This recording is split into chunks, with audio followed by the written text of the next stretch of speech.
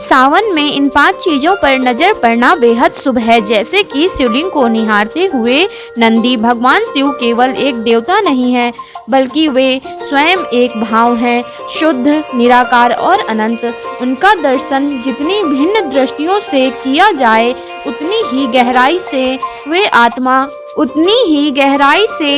आत्मा को स्पर्श करते हैं। सीहोर वाले पंडित प्रदीप मिश्रा कहते हैं कि सावन में यदि कोई भक्त श्रद्धा से 5 विशेष चीजों को देख ले तो वो केवल दर्शन ही नहीं करता, बल्कि शिवत्व को अपने भीतर उतारता है। चलिए जानते हैं उन 5 चीजों को जिन्हें देखना बेहद शुभ है।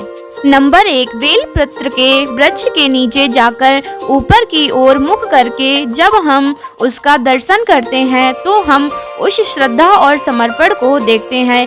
यह हमें विनम्र बनाता है। नंबर 2, जब आप मंदिर के बाहर से ही शिवालय के शिखर को निहारते हैं तो आप ये स्वीकार करते हैं कि शिव सबसे ऊपर है। नंबर 3, मान्यता है कि नंदी के नेत्र सदा शिवलिंग पर ही होते हैं। जब हम नंदी के सामने खड़े होकर शिव को देखते हैं तो हम भक्ति में स्थिरता और निष्ठा को समझते हैं।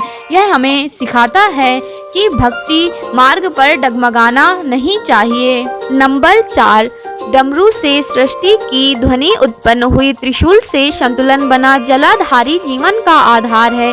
इसका दर्शन आत्मा को शिव के व्यापक स्वरूप से जोड़ता है। नंबर 5, शिवलिंग का दर्शन हमारी आत्मा को प्रभु से जोड़ने वाली अंतिम कड़ी है।